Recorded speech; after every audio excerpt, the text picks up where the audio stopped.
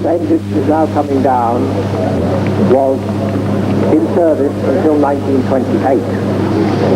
It appeared as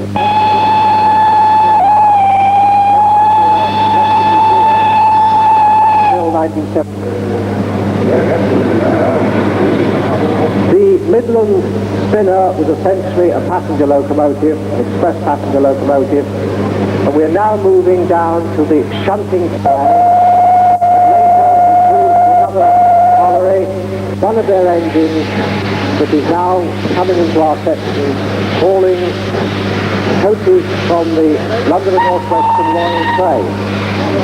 Hardwick, one of 256 jumbo, and 3 years later, with average no less than 67 miles an hour, it has a wheel arrangement frequently adopted for use in the Welsh valleys. No leading wheels, 6 coupled wheels, and 1 trailing carrying axle to support the bunker. This locomotive of the London Midland region a few minutes ago, and he was slightly wrong when he referred to her as coming to the garden wall, because in fact this locomotive was restored to working order in 1959 before being put into Clapham Museum. From there it came to York. It was restored to steaming order once more and has taken part on a number of special trains. The locomotive was actually built by Robert Stephenson and Company, and therefore it has a direct connection with the Stephensons whose advent of rocket we are celebrating today. And we will now get a drier period coming. This and another aircraft flying past this afternoon on their way home from an exhibition at Manchester. But here we have, you will see novelty. As I promised, it has been the commentator's nightmare this week. Is it the Selwyn Castle or is it this Loin Castle?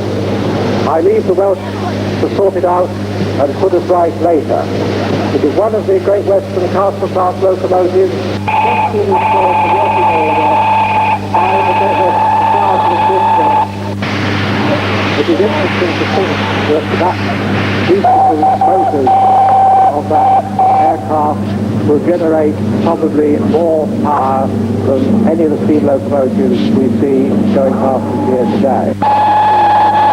One or more of these shuttling wagons up and down from one end to the other, in much the same way as your 08 shunter. The LNER actually had 94, 75 of these rather, and called them the class J94. Like the Lancashire and Yorkshire tanks we saw go past, it was still at work when steam on British Railways finished in 1968 and was rescued for use on the Severn Valley Railway. It was an attempt to produce a locomotive, which is the 6th example of that class, and 10 years ago, last Friday, had the honour to haul the first passenger train on the Severn Valley Railway. You will see the Longmore post-war livery of blue and red. It's named after General Gordon of Khartoum and is normally kept on the Severn Valley Railway, being owned by the Transport Trust. One of the national collections, the locomotive has been restored to steaming order and repainted for this occasion by Steamtown of Carnton. Unfortunately, the locomotive company didn't of it, sold it. Coming past us now is Leander, one of the LMS Jubilee class of 46 North, express passenger. So many of our younger visitors with little hot sweaty hands come and pat them, but the unprotected steel would rust. We like them to do it. We feel that they get great pleasure and learn something from the feel of the buffers by tapping them, so we lacquer them to keep them looking bright. This locomotive, the Rocket, is probably the most famous locomotive in the world. Number number 4472, Flying Scotsman.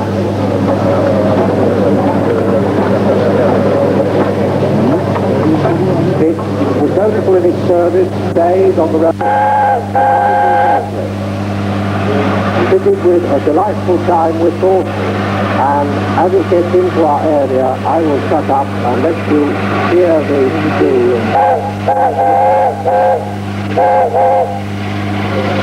It's the fastest steam locomotive in the world, having up a speed of 126 miles an hour in 1938, a record that has never been beaten. The third of our William Stanier produced his first specific design in 1933, and 12 of them were later built.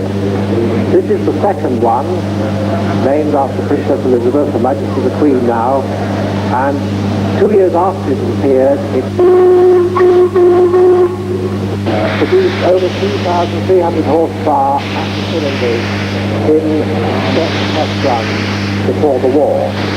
This locomotive went to Buckling's camp, Rainhill, was rescued, put on exhibition at the National Railway Museum, and when British Railways were formed in 1948, a series of standard designs were procured, one of the line at the Pension Street. And now, the last of the steamers, Evening Star, the last indeed steam locomotive built for British Railways,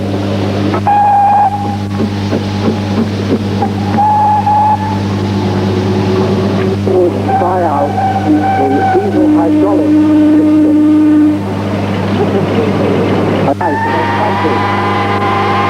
when they're not making filthy loud like that, they such as this behind you, and many miles have been travelled overnight without fuss and bother and traffic jam.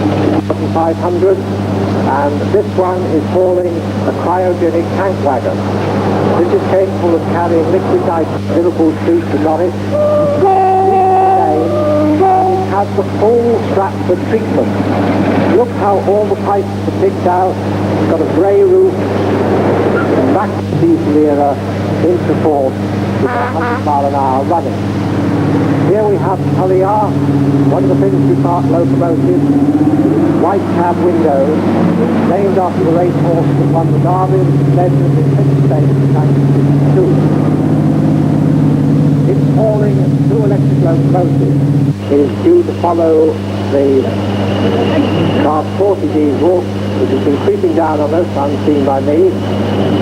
This was one of the coaches between which power cars. This one has been reduced to a bare 4 in order to fit in the sidings.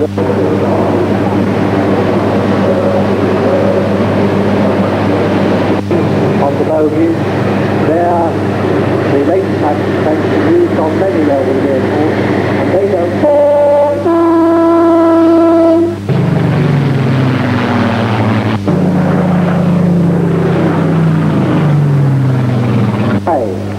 But you remember what Stevenson said about the rocket, that if it hit the cow, it would be very awkward for the cow. And indeed, we have Samparay, the coach, and Lion coming up the back. Yes. Now, we can get a whistle from Lion, please. Can the crew of Lion give us a whistle as we go past the stand? I'll sit down, please. The trouble is, so many of you are... Just remind you that Lion is in fact not a replica. It is the original takedown train which has been here hiding away all throughout the proceedings in case of emergencies, is now chopping down the opposite order. The opens it up a bit of all, just to accelerate the train down the line. The delivery of the wind traffic engines by British Railways in the late 1940s. Now, if you can hear me on the footplate, I will tell you about on the output level. The first one behind...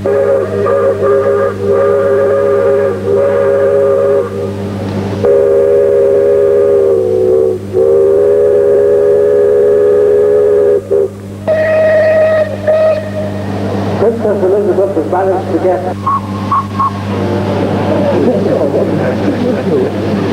Flying Scotsman, of course, was rescued because of a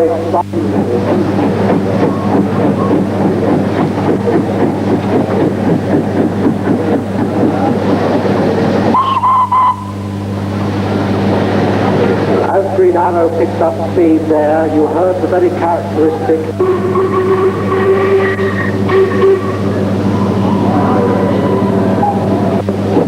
construction that is the top of the scoop that picks up water when they use the water slot.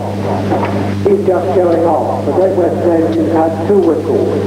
The higher pitched one for normal use and the deeper toned one for calling up the guard and unfit.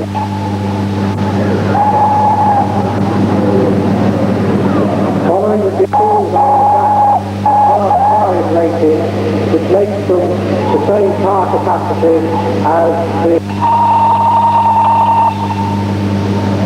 Yes, the locomotive shown on the Baltimore and Ohio Railway share certificate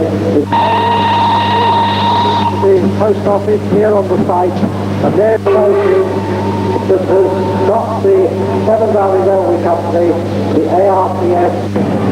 We'll get that Lamont finished, yes.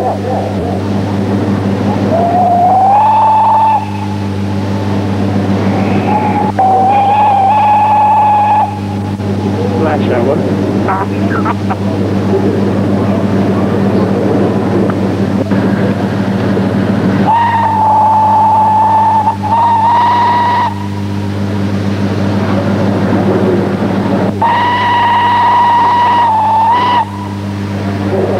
Thank you all for staying here. Thank you all for coming. We are delighted that so many of you came to see this marvellous cavalcade of 150 years always to the world. We are now packing up at this end of the course. Do not rush to the station.